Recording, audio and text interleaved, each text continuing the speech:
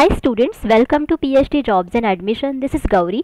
सो इस वीडियो में मैं आप सभी को doctor RMLAU PhD CET 2021 years के PYQs लेने वाली हूँ on research methodology topic, and that's why आप सभी को ये वीडियो एंड तक देखना है, बिकॉज इसमें मैंने 25 PYQs कवर किए हैं ऑन रिसर्च मेथोडोलॉजी, एंड उसके अलावा मैंने कॉन्सेप्ट्स भी क्लियर किए हैं on the research methodology, and that's Y आपको ये वीडियो एंड तक देखना है। एंड इस वीडियो को देखने के बाद अगर आपको कोई भी डाउट्स है रिगार्डिंग रिसर्च मेथोडोलॉजी, आप मुझे कमेंट करके पूछ सकते हो। I will reply to all of you. Okay, so students, before starting this session मैं आप सभी को बताना चाहती हूँ, ग्लोबल ऑनलाइन टीम आप सभी को रिसर्च मेथोडोलॉजी सब्जेक्ट के ऊपर कंप्लीट कोर्स प्रोवाइड करती है, जिस कोर्स की मदद से आप डॉक्टर RMLAU यहाँ पे जो PhD के लिए इस साल के लिए CET एग्ज़ाम होने वाली है उसको आप गारंटीड क्वालिफाई कर सकते हो। बिकॉज इस एग्ज़ाम में आपको 50% MCQs ये सिर्फ रिसर्च मेथोडोलॉजी के ऊपर पूछे जाते हैं, एंड दैट्स वाई अगर आप रिसर्च मेथोडोलॉजी में अच्छे मार्क्स स्कोर करते हो देन ऑब्वियसली आप CET एग्ज़ाम को गारंटीड क्वालिफाई कर सकते हो। सो इस कोर्स में हम सभी आपको full syllabus video lectures provide करते हैं, जिसमें थियरीज एंड MCQs दोनों भी इन्वॉल्व है। हम सभी आपको full syllabus notes and mock test भी प्रोवाइड करते हैं। सो बेसिकली हमारे पास ऐसे 10 मॉक टेस्ट अवेलेबल है, and each mock test contains 40 MCQs, and that's why overall आपके इसमें 400 MCQs कवर हो जाते हैं। हम आपको इसमें 1500 से भी ज़्यादा MCQs का रिवीजन PDF प्रोवाइड करते हैं, ताकि आप सारे स्टूडेंट्स एक ही PDF में सारे टॉपिक्स को रिवाइज कर सको, एंड दैट्स वाई गारंटीड आपको 80% MCQs इसी PDF में से मिलते हैं out of 100% MCQs in the research methodology section of the PhD CET exam. और ये जो सारा स्टडी मटेरियल है ये आपको हिंदी एंड इंग्लिश ये दोनों ही लैंग्वेजेस में मिलता है। ओके, सो स्टूडेंट्स, अगर आप कोर्स को परचेस करना चाहते हो देन इधर आप ग्लोबल ऑनलाइन ऐप डाउनलोड कीजिए फ्रॉम द प्ले स्टोर, जिसके लिए मैंने लिंक इस वीडियो के डिस्क्रिप्शन बॉक्स में आप सभी के साथ शेयर की है, या फिर आप इनमें से किसी भी नंबर्स पर जाकर व्हाट्सएप थ्रू मुझे कॉन्टैक्ट कर सकते हो। And the course fees are only 699 rupees which are really very low, and income fees में ग्लोबल ऑनलाइन टीम आप सभी को गारंटीड सिलेक्शन होने की गारंटीड तैयारियां दिखाती है। Okay, and that's why global online team आप सभी को गारंटीड अश्योरेंस देती है कि गारंटीड आप CET एग्जाम को क्वालिफाई करोगे ही। Okay, so now let us start with this session. Now the question one is, who defined research as systematized effort to gain new knowledge? Now इनमें से कौन से साइंटिस्ट ऐसे हैं जिन्होंने रिसर्च की डेफिनेशन ऐसी दी है कि रिसर्च ये एक सिस्टमेटाइज्ड एफर्ट है जिससे हम लोग नॉलेज को हासिल कर सकते हैं, यानी कि न्यू नॉलेज को हम लोग हासिल कर सकते हैं। So whether it is Tom and Jerry, FW Taylor, Redman and Mory and Ross Taylor. So students, FW Taylor यानी कि फ्रेडरिक टेलर, इनको फादर ऑफ साइंटिफिक मैनेजमेंट कहा जाता है, बिकॉज इन्होंने साइंटिफिक मैनेजमेंट के ऊपर काफ़ी सारे प्रिंसिपल्स प्रोवाइड किए हैं। रेडमंड एंड मोरी ये दोनों साइंटिस्ट इन्होंने रिसर्च की डेफिनेशन दी थी, एंड इन्होंने रिसर्च की जो डेफिनेशन दी थी वो थी systematised effort to gain new knowledge, and ये डेफिनेशन इन्होंने 1952 में दी थी, and that's why here your correct answer should be 3, that is Redman and Mory. Okay, research is basically, now research क्या है? सो वेदर ये एक मेथोडोलॉजी है ताकि हम इंक्वायरी कर सके, या फिर सर्च फॉर ट्रूथ, या फिर a systematic exploration of facts, या फिर all of the above. So students, research तो हमने काफ़ी समय से देखा है कि exactly what is that. Research का मतलब ये होता है कि this is a systematic procedure, ताकि हम फैक्ट्स को जान सके, ताकि हम नए नॉलेज को क्रिएट कर सके, ताकि हम एग्जिस्टिंग नॉलेज को चेंज कर सके, या फिर एग्जिस्टिंग नॉलेज में हम लोग काफ़ी सारे कॉन्सेप्ट्स को ऐड कर सके। एंड दैट्स वाई रिसर्च ये एक मेथोडोलॉजी है, बिकॉज ये एक सिस्टमैटिक प्रोसीजर है जो साइंटिफिक मेथड को फॉलो करती है, जिससे हम काफ़ी सारी चीज़ों के बारे में इंक्वायरी कर सके। रिसर्च की मदद से हम ट्रूथ को सर्च कर सकते हैं, एंड एज वेल ये एक सिस्टमैटिक एक्सप्लोरेशन है ऑफ द फैक्ट्स, मतलब रियलिटी के आधार पर ये एक सिस्टमैटिक एक्सप्लोरेशन है, and that's why the correct answer over here is 4, that is all of the above, because ये सारे के सारे कॉन्सेप्ट्स रिसर्च के बारे में है। Okay, Which of the following statements is not true in the context of participatory research? Now इनमें से कौन से स्टेटमेंट ऐसे हैं जो पार्टिसिपेटरी रिसर्च के बारे में सही नहीं है? Basically they are not true. It recognizes knowledge as power. Participatory research ये नॉलेज को पावर की तरह रिकॉग्नाइज करता है. It emphasizes on people as experts. So participatory research ये पीपल के आधार पर ज़्यादा फोकस रहता है एंड वो पीपल को ज़्यादा इम्पोर्टेंस देके उनको एज ए एक्सपर्ट्स की तरह देखता है. It is a collective process of inquiry and its sole purpose is production of knowledge. So अगर आप पार्टिसिपेटरी वर्ड को देखते हो then you will understand that कि यहाँ पे पार्टिसिपेशन पे ज़्यादा इम्पोर्टेंस है. पार्टिसिपेशन का मतलब है कि यहाँ पे रिसर्चर नॉलेज को तो जानने की कोशिश करता ही है and as well existing knowledge को इम्प्रूव करने की भी कोशिश करता है, बट उसके अलावा रिसर्चर एक्शन लेता है ताकि वो एग्जिस्टिंग नॉलेज को इम्प्रूव कर सके. एंड दैट्स वाई यहाँ पे दोनों भी स्टेप्स आते हैं, यानी कि यहाँ पे रिसर्चर एग्जिस्टिंग नॉलेज को तो अंडरस्टैंड करता ही है एंड एज वेल नए नॉलेज को अंडरस्टैंड करता है एंड उसके अलावा एक्शन भी लेता है ताकि वो एग्जिस्टिंग नॉलेज को चेंज कर सके. सो यहाँ पे पार्टिसिपेशन भी है एंड यहाँ पे नॉलेज भी है. So you know here both of the things are there and that's why देखो पार्टिसिपेटरी रिसर्च ये किसी भी नॉलेज को पावर की तरह रिकॉग्नाइज करता है. So this is one of the characteristic of participatory research. As well यहाँ पे लोगों को एज एक्सपर्ट्स की तरह इम्पोर्टेंस दिया जाता है बिकॉज यहाँ पे लोग बहुत मायने रखते हैं रिसर्चर के लिए एंड यहाँ पे रिसर्चर खुद लोगों के साथ बातचीत करता है, उनके साथ इन्वॉल्व होता है. रिसर्चर खुद काफ़ी सारे एक्टिविटीज़ करता है एंड दैट्स वाई लोगों को यहाँ पे एज एक्सपर्ट्स की तरह एम्फसाइज किया जाता है.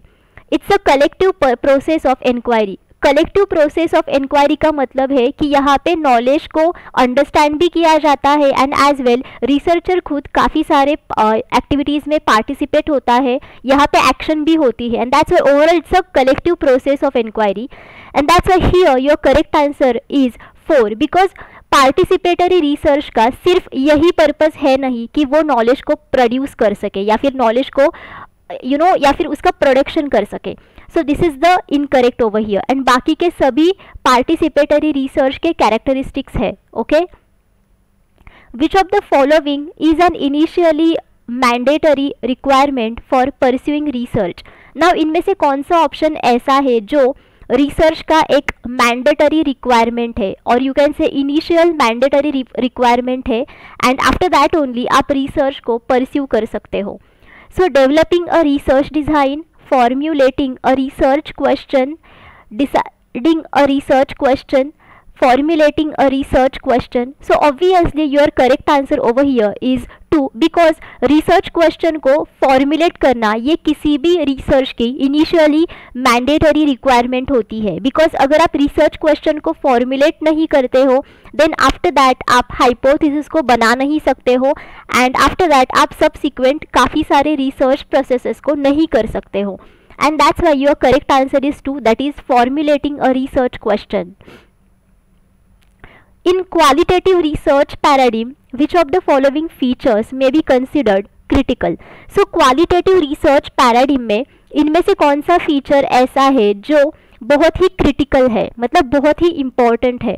So students, qualitative research paradigm का मतलब होता है क्वालिटेटिव रिसर्च अप्रोच या फिर क्वालिटेटिव रिसर्च पर्सपेक्टिव. मतलब जिस मेथड के साथ आप क्वालिटेटिव रिसर्च को करते हो एंड क्वालिटेटिव रिसर्च में जो डेटा होता है वो basically word and picture in दोनों ही फॉर्मेट्स में होता है.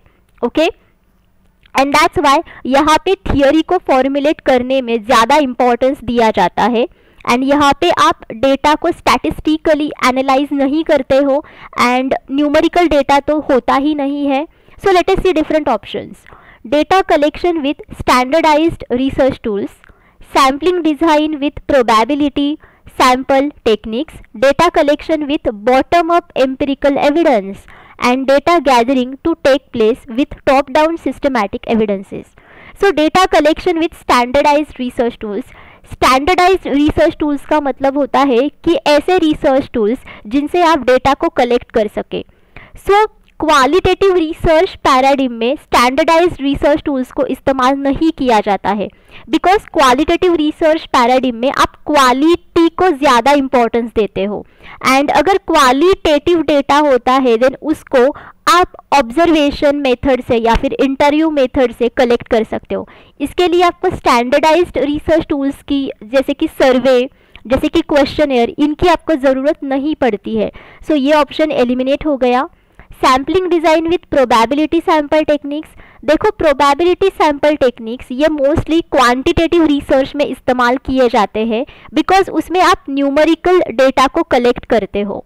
ओके, दैट्स वाई ये भी एलिमिनेट हो गया। Data collection with bottom up empirical evidence, bottom up empirical evidence का मतलब होता है कि आप बॉटम से शुरुआत करते हो एंड अपवर्ड तक जाते हो, यानी कि सबसे पहले आपके पास ऑब्जर्वेशंस होते हैं एंड उन ऑब्जर्वेशंस को लेकर आप हाइपोथेसिस को फॉर्मुलेट करते हो एंड आप थियरी को फॉर्मुलेट करते हो बेसिकली। ओके, सो एविडेंस यहाँ पे जो आपके पास होता है वो बेसिकली ऑब्जर्वेशंस होते हैं। Okay, and that's why here your correct answer is 3, because bottom up empirical evidence के साथ अगर आप डेटा को कलेक्ट करते हो देन उसमें आप थियरी को फॉर्मुलेट करते हो, एंड क्वालिटेटिव रिसर्च पैराडिम में एग्जैक्टली यही होता है। That's why your correct answer is 3. Data gathering to take place with top down systematic evidences. देखो टॉप डाउन सिस्टमैटिक एविडेंसेस का मतलब होता है कि टॉप से शुरू करो एंड डाउन तक आ जाओ, यानी कि आपके पास पहले से ही थियरी होती है, पहले से ही आपके पास कॉन्टेक्ट्स होते हैं and based upon that theory आप हाइपोथेसिस को बनाते हो, उसको टेस्ट करते हो एंड आफ्टर दैट आपको रिजल्ट्स मिलते हैं। एंड दैट्स वाई यहाँ पे देखो सिस्टमैटिक एविडेंसेस है, there is no any empirical evidence, and as well data gathering जो हो रहा है वो टॉप से लेकर डाउन तक हो रहा है। So this situation occurs in quantitative research paradigm, not in qualitative research paradigm. So ये भी ऑप्शन एलिमिनेट हो गया and that's why your correct answer is 3. Inferring about the whole population on the basis of the observations made on a small part is called. Okay, so अगर आप whole population को infer कर रहे हो, infer यानी कि अगर आप whole population के बारे में conclusion निकाल रहे हो एंड वो भी जो स्मॉल पार्ट के ऊपर आपने ऑब्जर्वेशंस बनाए हैं उसके आधार पर, देन उसे किस प्रकार का इन्फरेंस कहा जाता है। So whether it is deductive inference, whether it is inductive inference, whether it is objective inference या फिर pseudo inference. So students, research methodology में दो प्रकार के inferences बहुत important है, वो है deductive inference and inductive inference. Okay? So deductive inference का मतलब होता है कि सबसे पहले आपके पास थियरी होती है and based upon that theory आप हाइपोथेसिस को फॉर्मुलेट करते हो, उसको टेस्ट करते हो and based upon the tests आप इन्फरेंसेस निकालते हो। सो बेसिकली आपको टेस्ट के जितने भी सारे रिजल्ट्स मिलते हैं, सो उन रिजल्ट्स के आधार पर आप इन्फरेंसेस निकालते हो। बट इंडक्टिव इन्फरेंस में एग्जैक्टली अपोजिट होता है, आप स्मॉल पार्ट्स के बारे में ऑब्जर्वेशंस क्रिएट करते हो and based upon the observations आप थियरी को फॉर्मुलेट करते हो। सो इसका मतलब ये है कि आप ऑब्जर्वेशंस के आधार पर पॉपुलेशन के बारे में इन्फरेंसेस यहाँ पे निकालते हो and that's why here your correct answer is second, that is inductive inference, because exactly आपको यही पूछा है। एंड सुडो इन्फरेंस का मतलब होता है कि false inference, and objective inference यानी कि एक उद्देश्य के साथ किए जाने वाला इन्फरेंस।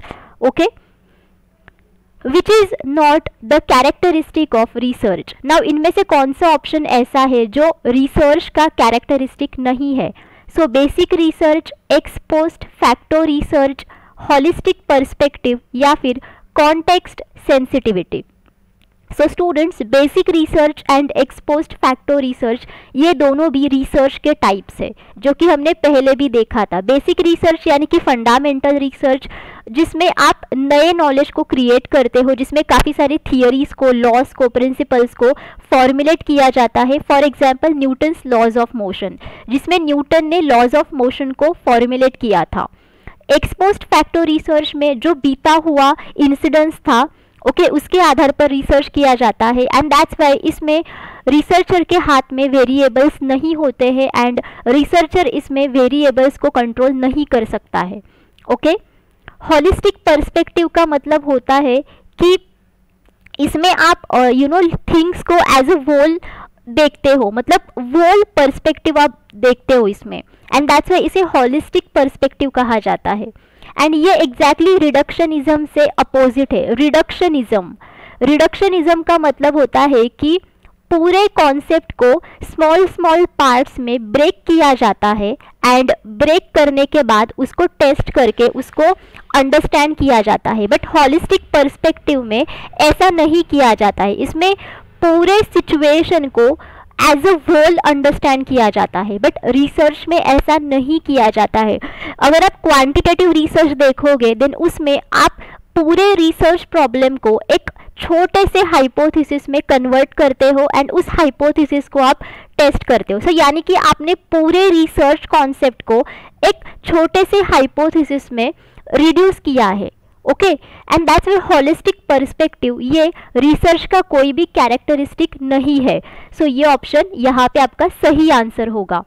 एंड कॉन्टेक्स्ट सेंसिटिविटी का मतलब होता है कि कॉन्टेक्स्ट के आधार पर आप रिसर्च करते हो। कॉन्टेक्स्ट का मतलब होता है कि जो थियरी में टेक्स्ट्स होते हैं वो, एंड दैट्स वाई थियरी में अगर कोई भी टेक्स्ट्स होते हैं एंड उनके आधार पर अगर आप अंडरस्टैंड करते हो नॉलेज को एंड अकॉर्डिंगली अगर आप इन्फरेंसेस निकालते हो एंड अकॉर्डिंगली अगर आप रिसर्च करते हो then obviously this is one of the characteristic of research. Okay In which of the following cases the formation of hypothesis may not be necessary? Now इनमें से कौन सा ऑप्शन ऐसा है या फिर इनमें से कौन सा स्टडी ऐसा है जिसमें हाइपोथेसिस को फॉर्म करना एक नेसेसरी बात नहीं है? सो इन्वेस्टिगेटिव हिस्टोरिकल स्टडीज़ या फिर एक्सपेरिमेंटल स्टडीज़ या फिर नॉर्मेटिव स्टडीज़ या फिर सर्वे स्टडीज़। सो स्टूडेंट्स ये सारे स्टडीज हमने पहले भी देखे हैं। So let us see one by one again. So investigative historical studies, so यहाँ पे आप हिस्ट्री में अगर कोई भी टॉपिक है या फिर इंसिडेंस है ओके उसको आप इन्वेस्टिगेट करते हो, ओके उसको आप इंक्वायर करते हो एंड इसके लिए सबसे पहले आप हिस्ट्री के टॉपिक को सिलेक्ट करते हो जो भी आपको इंटरेस्टिंग लगे। देन आफ्टर दैट आप रिसर्च क्वेश्चन को फॉर्मुलेट करते हो within that topic. Then after that आप narrow and manageable research question को फॉर्म करते हो एंड आफ्टर दैट आप हिस्टोरिकल डेटा को एनालाइज करते हो from the different sources. And that's why देखो हिस्टोरिकल स्टडीज में हाइपोथेसिस को फॉर्मुलेट करने की आपको ज़रूरत नहीं पड़ती है। Okay that's why here your correct answer is 1, that is investigative historical studies. Experimental studies में तो हाइपोथेसिस को फॉर्म करने की ज़रूरत पड़ती ही है बिकॉज विदाउट हाइपोथेसिस आप एक्सपेरिमेंटल स्टडीज नहीं कर सकते हो।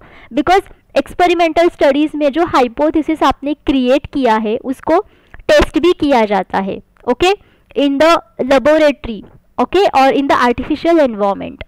नॉर्मेटिव स्टडीज़ में लोगों ने जो बात की है आपके साथ या फिर लोगों के जितने भी सारे बिहेवियर्स है उनके एक्शंस है उनको एक डिस्क्रिप्टिवली रिटन किया जाता है एंड उस रिटन अकाउंट को एनालाइज किया जाता है। So this is called as normative studies and that's why कभी कभार आपको नॉर्मेटिव स्टडीज़ के लिए हाइपोथेसिस को फॉर्म करने की ज़रूरत पड़ती है। ओके सर्वे स्टडीज़ में तो आप लोगों को क्वेश्चंस पूछते हो यानी कि रिस्पोंडेंट्स को आप क्वेश्चंस पूछते हो एंड रिस्पोंडेंट्स आपको आंसर्स प्रोवाइड करते हैं। सो इसके लिए भी आपको हाइपोथेसिस को फॉर्म करने की ज़रूरत पड़ती है एंड उसी हाइपोथेसिस को आप टेस्ट भी करते हो by using different statistical techniques. Okay which of the following is the first step in a research process? Now research process में इनमें से कौन सी पहली स्टेप है? Selecting a topic, formulating research problem, development of a hypothesis, none of the above. So obviously किसी भी research process में आपकी जो पहली स्टेप है वो यही होनी चाहिए कि आपको रिसर्च प्रॉब्लम को फॉर्मुलेट करना है या फिर रिसर्च क्वेश्चन को आपको फॉर्मुलेट करना है बिकॉज विदाउट दैट आप आगे का रिसर्च कर ही नहीं सकते हो and that's why here your correct answer is 2. In order to study the relationship of family size to income, a researcher classifies his population into different income slabs and then takes a random sample from each slab. Which technique of sampling does he adopt? So students, अगर researcher को family की size and income, इनका relationship study करना है, then उसके लिए researcher ने population को डिफरेंट इनकम स्लैब्स में क्लासिफाई किया and after that from each income slab उसने रैंडमली सैंपल्स को सिलेक्ट किया. सो इस प्रकार के सैम्पलिंग टेक्निक को क्या कहा जाता है? सो whether it is cluster sampling, weather it is random sampling, weather it is stratified random sampling या फिर सिस्टमैटिक सैम्पलिंग. सो स्टूडेंट्स, इस प्रकार के सैम्पलिंग टेक्निक को स्ट्रैटिफाइड रैंडम सैम्पलिंग कहा जाता है बिकॉज स्ट्रैटिफाइड रैंडम सैम्पलिंग में हेट्रोजीनस पॉपुलेशन को होमोजीनस सबग्रुप्स में डिवाइड किया जाता है and from each subgroup randomly samples को सिलेक्ट किया जाता है. क्लस्टर सैम्पलिंग में पॉपुलेशन को डिफरेंट सबग्रुप्स में डिवाइड किया जाता है and each and every subgroup को रैंडमली एज ए सैंपल की तरह सिलेक्ट किया जाता है. रैंडम सैम्पलिंग में पूरे पॉपुलेशन में से रैंडमली सैंपल्स को सिलेक्ट किया जाता है एंड सिस्टमैटिक सैम्पलिंग में पूरे पॉपुलेशन को इक्वल इंटरवल्स के आधार पर एक इंटरवल बनाए जाते हैं and after that first interval में से रैंडमली सैंपल को सिलेक्ट किया जाता है and after that every nth sample को सिलेक्ट किया जाता है. फॉर एग्जांपल, अगर आपके पास 100 पॉपुलेशन साइज है एंड आपने 100 पॉपुलेशन साइज के 10 इंटरवल्स बनाए हैं, जैसे कि 1 to 10, 11 to 20, 21 to 30 like that. And from the first interval अगर आपने 5th सैंपल को रैंडमली सिलेक्ट किया है, देन आफ्टर दैट आप आगे ईच एंड एवरी इंटरवल में 5th सैंपल को ही सिलेक्ट करोगे. मतलब जैसे कि 11 to 20 में आप 15th सैंपल को सिलेक्ट करोगे, 21 to 30 के बीच में आप 25th सैंपल को सिलेक्ट करोगे and this is called as systematic sampling. But यहाँ पे रिसर्चर ने जो टेक्निक इस्तेमाल की है उसे स्ट्रैटिफाइड रैंडम सैम्पलिंग कहा जाता है. ओके, और research problem is not feasible only when. So इनमें से कौन सी सिचुएशन ऐसी है जिसमें रिसर्च प्रॉब्लम फिजिबल नहीं है या फिर संभव नहीं है? It consists of independent and dependent variables, it is researchable, it has utility and relevance, it is new and adds something to knowledge. So students, अगर research problem independent and dependent variable से बना हो then it is not feasible. Okay, अगर research problem researchable हो then it is feasible. अगर उसके पास utility है एंड एज वेल सोसाइटी के साथ रिलेवेंस है, आई मीन टू से कि सोसाइटी में जितने भी सारे प्रॉब्लम्स है उसके साथ अगर उसका रिलेवेंस है then it is feasible. And as well अगर रिसर्च प्रॉब्लम की वजह से हम नॉलेज को बना सकते हैं and as well existing knowledge को अगर हम इम्प्रूव कर सकते हैं then again it is feasible. So in all of these situations research problem feasible है. बट अगर research problem independent and dependent variable से सिर्फ बनता है then it is not feasible. Okay, who was the author of the book named Methods in Social Research? Now इनमें से कौन सा ऑथर ऐसा है जिन्होंने मेथड्स इन सोशल रिसर्च इस बुक को पब्लिश किया था? So whether it is C.R. Kothari, Goode and Hatt, Kerlinger और Wilkinson. Okay, so student, C.R. Kothari तो आप सभी को पता है एंड इनका एक बुक है जिसका नाम है research methodology, methods and techniques. Okay, research methodology, methods and techniques. Good and hat, ये दोनों भी ऑथर्स ऐसे हैं जिनका एक बुक है जिसका नाम है मेथड्स इन सोशल रिसर्च, जिसको 1953 में पब्लिश किया था and that's why the correct answer is 2, that is Goode and Hatt. Kerlinger, इनका भी एक बुक है जिसका नाम है basic method of research, basic method of research, जिसको 1973 में पब्लिश किया गया था and that's why here your correct answer is 2, that is Goode and Hatt. What is the name of the conceptual framework in which the research is carried out? Now इनमें से कौन सा conceptual framework है जिसमें आप research को करते हो? सो whether it is research design, weather it is research paradigm, weather it is synopsis of research, weather it is research hypothesis. So students, research design ये एक ऐसा कॉन्सेप्चुअल फ्रेमवर्क है जिसमें रिसर्च को आप कर सकते हो। रिसर्च डिजाइन ये एक पूरे रिसर्च प्रोसेस का आउटलाइन होता है जिसमें आप बताते हो कि आप कौन से data collection and data analysis procedures पूरे रिसर्च प्रोसेस में इस्तेमाल करने वाले हो। And that's why here your correct answer is 1, that is research design. Research paradigm का मतलब होता है रिसर्च पर्सपेक्टिव और रिसर्च अप्रोच, यानी कि आप किस रिसर्च अप्रोच के साथ रिसर्च करने वाले हो। फॉर एग्जाम्पल, अगर पॉजिटिविस्टिक अप्रोच के साथ करने वाले हो, या फिर पोस्ट पॉजिटिविस्टिक अप्रोच के साथ करने वाले हो, या फिर इंटरप्रिटिविस्टिक अप्रोच के साथ करने वाले हो। So all of these are the concepts which are there in the research methodology. Synopsis of research का मतलब होता है कि plan of research, okay. And इसमें आप अब्स्ट्रैक्ट के बिना बाकी सारे डिटेल्स एक्सप्लेन करते हो, जैसे कि आपका ऑब्जेक्टिव क्या है, देन कौन से रिसर्च प्रोसीजर्स आप इस्तेमाल करने वाले हो, etcetera. So all of these things are mentioned in the synopsis of research, but इसमें आप अब्स्ट्रैक्ट को नहीं मेंशन करते हो, ओके। एंड दैट्स व्हाई इसे प्लान ऑफ रिसर्च कहा जाता है। रिसर्च हाइपोथेसिस यानी कि आपके रिसर्च प्रोसेस के रिजल्ट्स को प्रेडिक्ट करना। सो हाइपोथेसिस रिसर्च प्रॉब्लम का एक नैरोअर पार्ट होता है जिसमें आप एग्जैक्टली प्रेडिक्ट करते हो कि आपके रिसर्च के रिजल्ट्स क्या होने वाले हैं। एंड दैट्स व्हाई आप हाइपोथेसिस को स्टैटिस्टिकल टेक्निक्स के आधार से टेस्ट भी करते हो, ओके।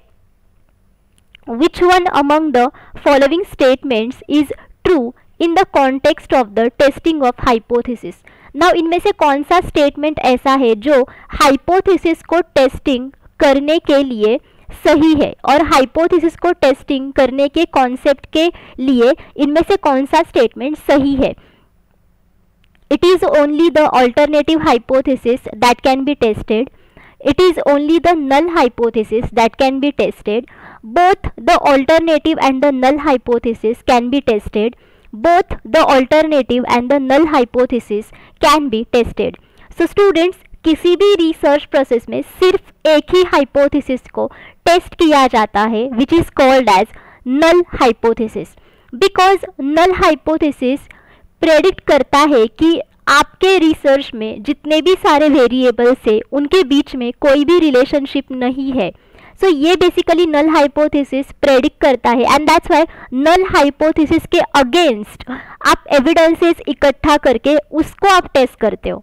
एंड ऑल्टरनेटिव हाइपोथेसिस ये एग्जैक्टली नल हाइपोथेसिस के अपोजिट होता है, एंड दैट्स व्हाई अगर आप नल हाइपोथेसिस को सिर्फ टेस्ट करते हो, देन अगर आप नल हाइपोथेसिस को एंडिंग में रिजेक्ट करते हो, देन ऑटोमेटिकली आप ऑल्टरनेटिव हाइपोथेसिस को एक्सेप्ट करते हो, एंड अगर आप नल हाइपोथेसिस को एक्सेप्ट करते हो, देन ऑटोमेटिकली आप ऑल्टरनेटिव हाइपोथेसिस को रिजेक्ट करते हो। And that's why alternative hypothesis को आपको टेस्ट करने की जरूरत नहीं पड़ती है। So here your correct answer is 2, because सिर्फ यही स्टेटमेंट सही है, okay. Which of the following options are the main tasks of research in modern society? Now इनमें से कौन सा टॉपिक और कौन सा ऑप्शन ऐसा है जो मॉडर्न सोसाइटी में रिसर्च के लिए सही है? आई मीन टू से कि रिसर्च का मॉडर्न सोसाइटी में इनमें से कौन सा मेन टास्क है? To systematically examine and critically analyze the investigations and sources with the objective to learn new things, to keep pace with the advancement in knowledge. So students, for example, अगर आपने किसी भी प्रकार के investigation को करने की कोशिश की है, ओके, अगर आपको रिसर्च करना है किसी भी टॉपिक के आधार पर, एंड उसके लिए आपका एक प्रॉपर ऑब्जेक्टिव होता है, राइट? सो उस ऑब्जेक्टिव का एंड इन्वेस्टिगेशन का एक दूसरे के साथ क्या रिलेशनशिप है, एंड उस इन्वेस्टिगेशन के ऑब्जेक्टिव्स आपने फुलफिल किए हैं या नहीं किए हैं, उसको अगर आपको सिस्टमैटिकली एग्जामाइन करना है एंड क्रिटिकली एनालाइज करना है, देन उसके लिए आप रिसर्च करते हो। नए थिंग्स को सीखने के लिए आप रिसर्च करते हो, एंड एज वेल नॉलेज में कितना एडवांसमेंट हुआ है ओके उसका तालमेल देखने के लिए, उसका तालमेल रखने के लिए आप रिसर्च करते हो। सो ये सारे के सारे मेन टास्क है ताकि आप मॉडर्न सोसाइटी को डेवलप कर सके। So basically all of these are the main tasks of research in modern society. That's why here your correct answer is 4, that is all of the above. Who can successfully conduct research? Now इनमें से कौन सा person successfully research कर सकता है? Someone who is a hard worker, possess post graduation degree, has studied research methodology, possess thinking and reasoning ability. So जिस person के पास थिंकिंग एंड रीजनिंग एबिलिटी है वही पर्सन सक्सेसफुली रिसर्च को conduct कर सकता है। Okay, that's why here your correct answer is 4। Circle graphs are use to show. Now circle graphs हम लोग क्यों इस्तेमाल करते हैं and what is the usefulness of circle graphs? So circle graphs आपको कुछ ऐसे दिखेंगे like this. Okay, like this. कभी कभी 2 सर्कल ग्राफ्स होते हैं और जिसमें आप काफ़ी सारे डेटा को रिप्रेजेंट करते हो एंड डेटा का एक दूसरे के साथ क्या संबंध है उसको रिप्रेजेंट करने के लिए सर्कल ग्राफ्स का इस्तेमाल किया जाता है। Okay, this is called as the circle graphs. Okay, how is one part related to other parts? How various sections share in the whole? How is one whole related to another whole? How are various parts related to the whole? So basically एक part दूसरे part के साथ कितना related है इसको दिखाने के लिए circle graphs का इस्तेमाल किया जाता है। So your correct answer should be 1. What does a good thesis involve? Now good thesis में इनमें से कौन से ऑप्शंस इन्वॉल्व है? ओके, गुड थीसिस यानी कि योर गुड डिसर्टेशन, ओके, और your good research report, reducing punctuations as well as grammatical errors to minimalist, correct reference citations, consistency in the way of thesis writing, well defined abstract. So इनमें से कौन से topics ऐसे हैं जो good thesis में आते हैं? देखो, अगर आप ग्रामेटिकल एरर्स बहुत कम करोगे देन ऑब्वियसली इसकी वजह से आपका थीसिस बहुत अच्छा बनेगा। अगर आप पंक्चुएशंस को रिड्यूस करोगे then obviously your thesis will be good. So this is one of the thing जो गुड थीसिस में आती है। एज वेल अगर आप करेक्टली रेफरेंसेस को साइट करते हो then this against reason for good thesis, because references को साइट करना बहुत ही इंपॉर्टेंट बात है। अगर आप नहीं करते हो देन उसकी वजह से काफ़ी एथिकल प्रॉब्लम्स क्रिएट हो जाते हैं। फॉर एग्जांपल जैसे कि plagiarism. Consistency in the way of thesis writing का मतलब होता है कि आपको जैसे थीसिस का फॉर्मेट है स्टैंडर्डाइज्ड उसी के आधार पर आपको थीसिस को लिखना चाहिए। जैसे कि सबसे पहले आपको टाइटल लिखना है, देन अब्स्ट्रैक्ट लिखना है, देन कीवर्ड्स, देन इंट्रोडक्शन के बाद review of literature, then research methods, then after that research methods के बाद आपको रिजल्ट्स लिखने हैं एंड एट द एंड आपको कंक्लूजन लिखना है। So this is the consistency in the way of thesis writing. Okay, and well defined abstract. अगर आप अब्स्ट्रैक्ट अच्छा नहीं लिखोगे देन ऑब्वियसली आप सारे रिसर्च प्रोसेसेस को अब्स्ट्रैक्ट में रिप्रेजेंट नहीं कर पाओगे एंड एज वेल आप रिसर्च के ऑब्जेक्टिव्स को भी अब्स्ट्रैक्ट में रिप्रेजेंट नहीं कर पाओगे। And that's why your abstract should be well defined, because abstract की आधार पर ही आपका पूरा रिसर्च रिपोर्ट किसी भी जर्नल में पब्लिश के लिए चला जाता है या फिर नहीं चला जाता है। सो सारे जो रिसर्च रिपोर्ट के टॉपिक्स होते हैं वो बेसिकली अब्स्ट्रैक्ट के आधार पर ही डिपेंड होते हैं। And that's why all of these are the very important parts of the good thesis. That's why your correct answer should be 2, because 1, 2, 3, 4 all of this involve in a good thesis. Okay, on what basis did Jean Piaget give his theory of cognitive development of humans? Now इनमें से कौन से research के आधार पर Jean Piaget इन्होंने cognitive development of humans के ऊपर थियरी को बनाया था? Action research, applied research, fundamental research, evaluation research. So students, आप सभी ने ये सारे रिसर्च टाइप्स पहले भी देखे हैं and all of you now understood that fundamental research यानी कि बेसिक रिसर्च जिसमें थियरी को फॉर्मुलेट किया जाता है, जिसमें जो नॉलेज कभी भी नहीं था वर्ल्ड में, उस नॉलेज को बनाया जाता है। That's why here your correct answer should be 3, that is fundamental research, because यहाँ पे जीन पाइगेट इन्होंने थियरी को डेवलप किया है। सो अगर किसी भी थियरी को डेवलप करना है देन उसमें फंडामेंटल रिसर्च ही किया जाता है। एक्शन रिसर्च ये लर्निंग एंड टीचिंग प्रोसीजर को इम्प्रूव करने के लिए किया जाता है, and that's why action research का इस्तेमाल ये काफ़ी बार क्लासरूम में इस्तेमाल किया जाता है, ओके, जिसमें टीचर्स एक्शंस लेते हैं ताकि वो लर्निंग प्रोसेसेस को, टीचिंग प्रोसेसेस को इम्प्रूव कर सके।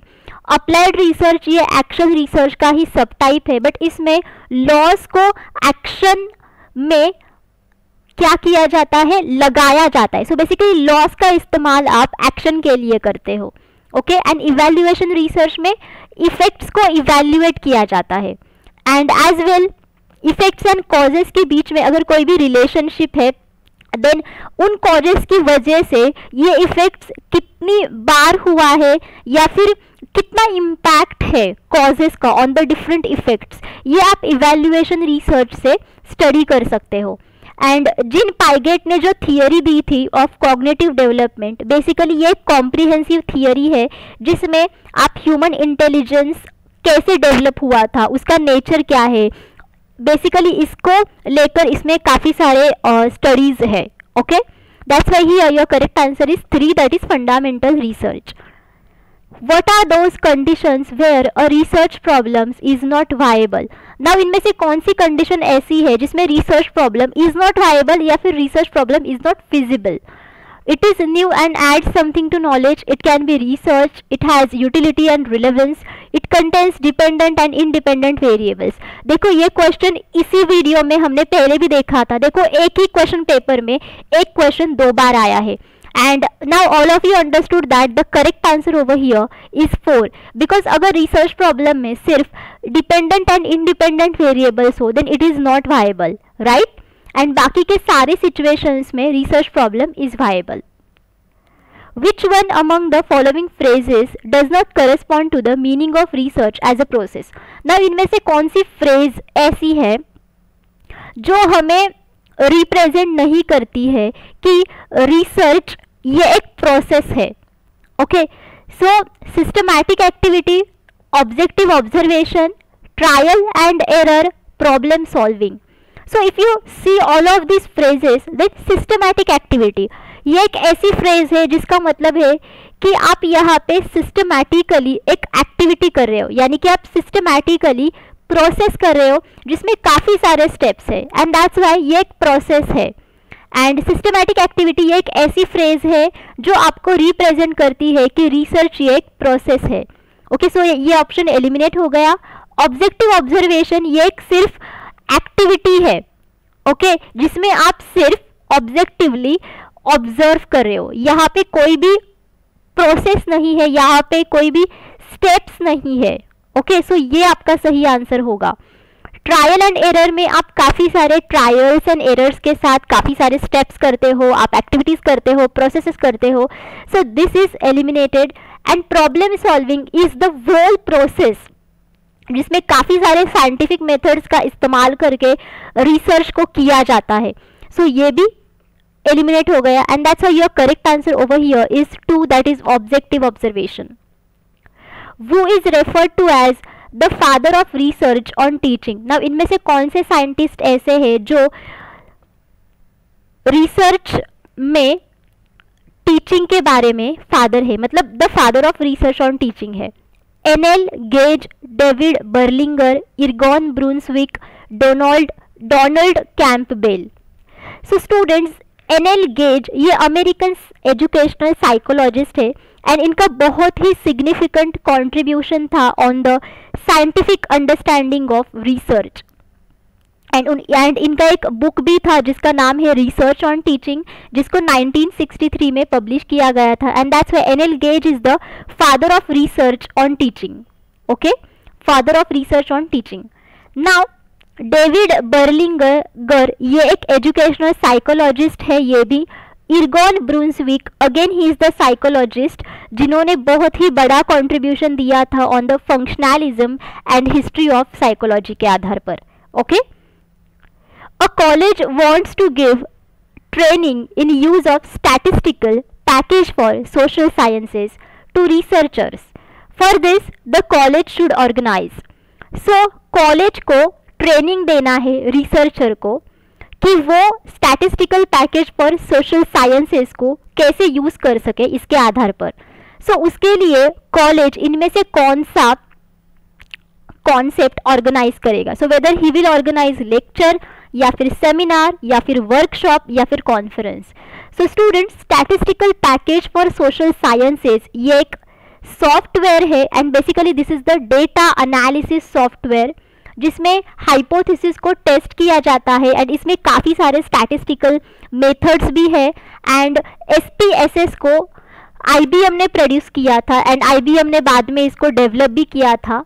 एंड अगर आपको रिसर्चर को सिखाना है कि आप SPSS को कैसे इस्तेमाल करोगे, देन इसके लिए कॉलेज को वर्कशॉप को ऑर्गेनाइज करना चाहिए, बिकॉज वर्कशॉप में सिखाया भी जाता है एंड इसमें जो जिनको हम लोग सिखाते हैं वो स्टूडेंट्स बेसिकली एक्टिविटीज़ भी कर सकते हैं, बिकॉज यहाँ पे SPSS को उनको सिखाना है कि कैसे इस्तेमाल करना है, right. And that's why researcher को वर्कशॉप के दौरान ये भी सीखना चाहिए कि वो खुद कैसे इस्तेमाल करते हैं SPSS को. Okay, and that's why after that only they can understand कि SPSS को कैसे इस्तेमाल किया जाता है. ओके, लेक्चर में एक ही आदमी काफ़ी सारे स्टूडेंट्स को लेक्चर देता है एक ही टॉपिक के आधार पर. सो लेक्चर में SPSS को इस्तेमाल कैसे करना है ये अच्छे तरीके से सिखाया नहीं जा सकता. सेमिनार में काफ़ी कम लोग होते हैं जिसमें एक ही टॉपिक के ऊपर इंटरेस्ट होने वाले लोग और इंटरेस्ट रखने वाले लोग उसमें शामिल होते हैं. एंड सेमिनार में एक ही पर्सन बोलता है एंड प्रेजेंट करता है एंड बाकी के लोग उसको सुनते हैं. एंड इसमें काफ़ी सारे डिबेट्स भी होते हैं एंड कॉन्वर्जेशंस होते हैं. एंड सेमिनार ये एक एकेडमिक इंस्टीट्यूशन का भाग है एंड बहुत सारे मास्टर्स एंड PhD प्रोग्राम्स में सेमिनार लिए जाते हैं as their academic record and as well their academic integration. Okay, and conference भी काफ़ी लोगों में ली जाती है, ऐसे लोगों में ली जाती है जो एक ही टॉपिक में इंटरेस्ट रखते हैं. एंड कॉन्फ्रेंस ये काफ़ी दिनों के लिए ली जाती है जिसमें एक आदमी बोलता है एंड उसके टॉपिक को प्रेजेंट करता है एंड बाकी के जो होते हैं पीपल वो उनको सुनते हैं. ओके, एंड कॉन्फ्रेंस में काफ़ी सारे लोगों को एक एक्टिविटी दी जाती है कि काफ़ी सारे लोग बोल सके, उनके टॉपिक को रिप्रेजेंट कर सके. Okay, but here your correct answer should be 3, that is workshop. A satisfactory statistical quantitative method should not possess one of the following qualities. Now इनमें से कौन सी क्वालिटी ऐसी है जो satisfactory statistical quantitative method में नहीं होनी चाहिए? Flexibility, measurability, comparability, appropriateness. देखो, सैटिस्फैक्टरी स्टैटिस्टिकल क्वांटिटेटिव मेथड का मतलब होता है कि इसमें वो सारी क्वालिटीज़ है एंड जिसकी वजह से वो बहुत ही सेटिस्फैक्टरी है हमारे लिए. एंड दैट्स वाई इस स्टैटिस्टिकल क्वांटिटेटिव मेथड को इस्तेमाल करने के बाद आपको रिसर्च के रिजल्ट्स बहुत ही अच्छे एंड एक्यूरेट मिले हैं. एंड दैट्स वाई इसमें मेजरेबिलिटी होनी चाहिए, बिकॉज अगर स्टैटिस्टिकल क्वांटिटेटिव मेथड के पास मेजरेबिलिटी नहीं है देन वो किसी भी न्यूमेरिकल एंटाइटी को मेजर नहीं कर सकता है. कंपैरेबिलिटी होनी चाहिए. फॉर एग्जाम्पल, अगर आपके पास बहुत सारा डेटा है देन उस डेटा को आप डिफरेंट ग्रुप्स में क्लासीफाई करते हो एंड उन ग्रुप्स को आप कंपेयर करते हो. So it should have comparability, it should have appropriateness, इसका मतलब है it should have accuracy. And that's why flexibility is one of the quality जो स्टैटिस्टिकल क्वांटिटेटिव मेथड के पास नहीं होती है and it should not have that, because अगर फ्लेक्सिबिलिटी है देन वहाँ पे एक्यूरेसी नहीं होगी. Okay, so this is your correct answer. The depth of any research can be judged bye. Now किसी भी रिसर्च का डेप्थ आप कैसे जज करोगे? By the title of the research, या फिर ड्यूरेशन ऑफ द रिसर्च, या फिर ऑब्जेक्टिव्स ऑफ द रिसर्च, या फिर total expenditure on the research. Obviously अगर आप किसी भी रिसर्च के डेप्थ को जानना है देन उस डेप्थ को आप उसके ऑब्जेक्टिव से जज कर सकते हो, बिकॉज ऑब्जेक्टिव्स जो होते हैं रिसर्च के वही आपको बताते हैं कि एग्जैक्टली आप रिसर्च क्यों करना चाहते हो, देन रिसर्च के रिजल्ट्स आपको किसके बारे में मिलते हैं, एंड दैट्स लाइक किसी भी रिसर्च का जो यू कैन से कि डेप्थ होता है या फिर किसी भी रिसर्च की जो क्वालिटी होती है वो उसके ऑब्जेक्टिव्स के साथ जुड़ी होती है। ओके, सो रिसर्च का टाइटल क्या है, उसका ड्यूरेशन क्या है, उसके ऊपर आपने कितने फंड्स एक्सपेंड किए हैं, सो ये सारी चीज़ों के आधार पर आप उसका डेप्थ नहीं जज कर सकते। Okay, that's why here your correct answer should be 3. So students, thank you for watching this session. I hope all of you understood all of the PYQs जितने भी मैंने इस सेशन में आपके साथ डिस्कस किए हैं, बट स्टिल अगर आपको कोई भी डाउट है you can ask me in the comment box of this video.